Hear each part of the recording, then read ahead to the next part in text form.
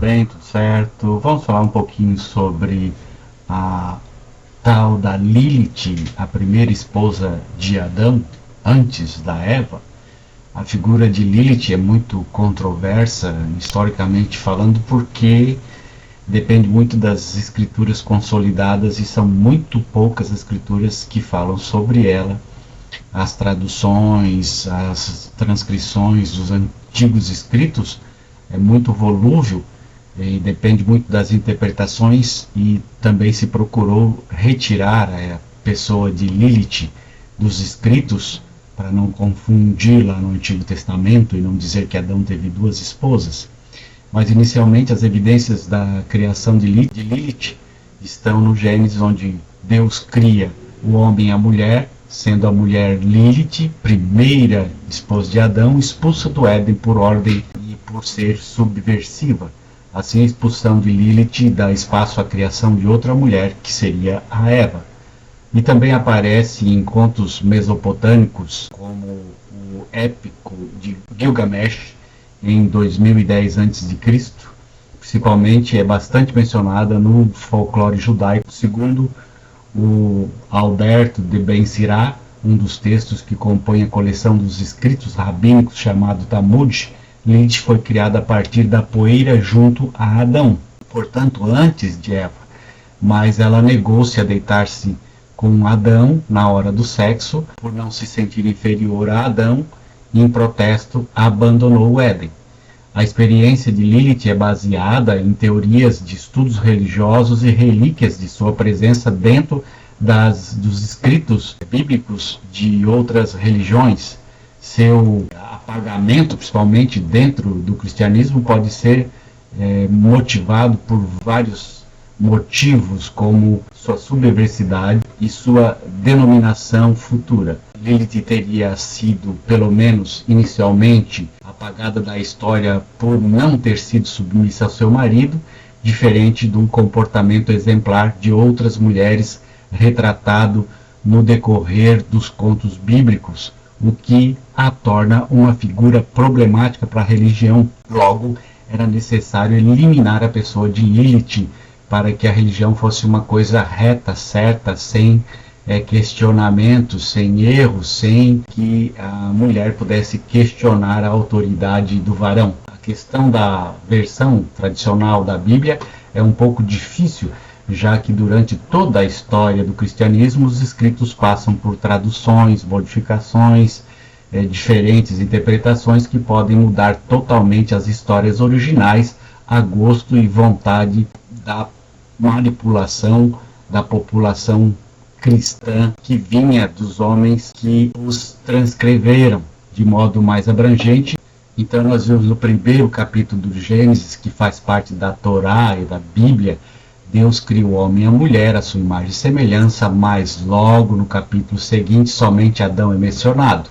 Onde foi parar a mulher do primeiro capítulo? E no segundo capítulo era Eva criada, e no terceiro que recebe o nome. Essa inconsistência sugere que parte do texto tenha sido editada ou removida. O registro mais antigo da figura de Lilith está nas gravuras dos amuletos de Arlan-Tash, relíquias que datam lá do século 7 a.C. Alguns historiadores argumentam ainda que Lilith é mencionada ainda antes na demonologia suméria do terceiro milênio antes de Cristo, na época de Gilgamesh, poema mesopotâmico de 2100 a.C., há uma possível menção a Lilith como demônia. Ou seja, Lilith era conhecida antes de compilar o Gênesis, e o que força a teoria de que foi apagada da história. Segundo o alfabeto de Ben Sirá, um dos textos que compõe a coleção dos escritos rabínicos chamado Talmud, Lilith foi criada a partir da poeira junto de Adão, portanto, antes de Eva.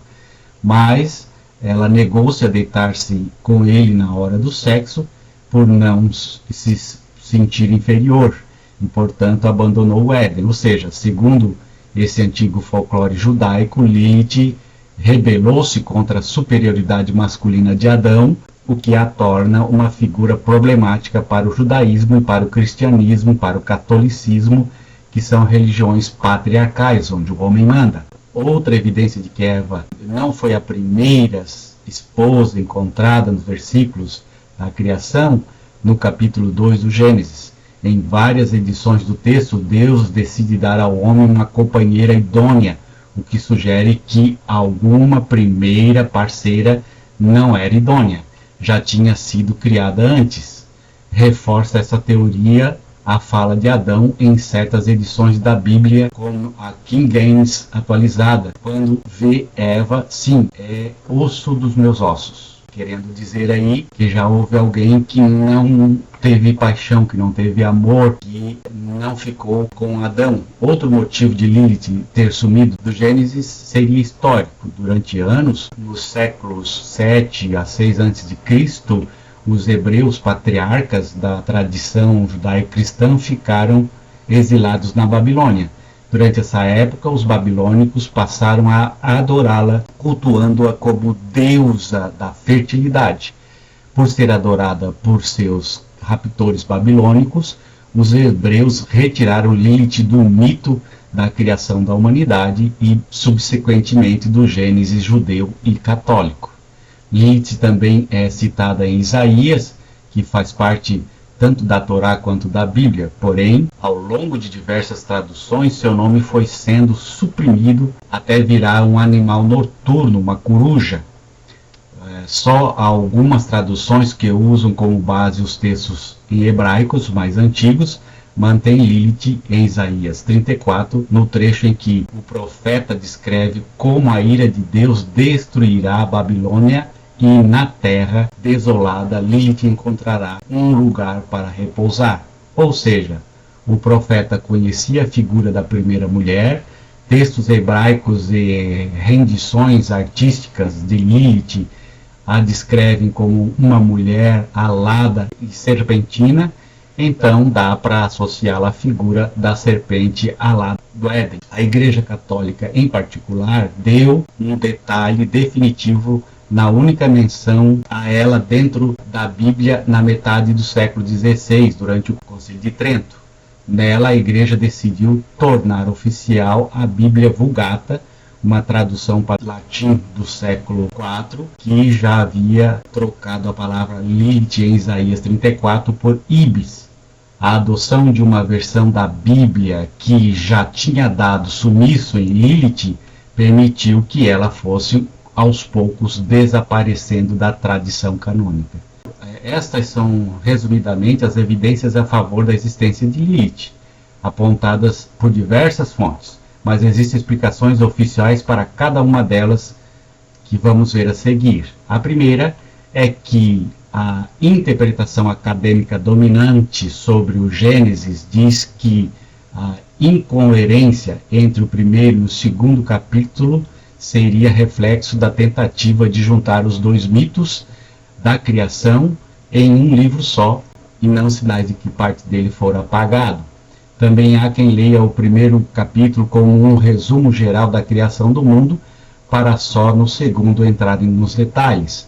Assim, informar que Deus fez o homem e a mulher sem especificar seus nomes seria um recurso semelhante que um jornalista faz quando resume a notícia para o leitor no primeiro parágrafo e só depois aprofundar a leitura nos seguintes.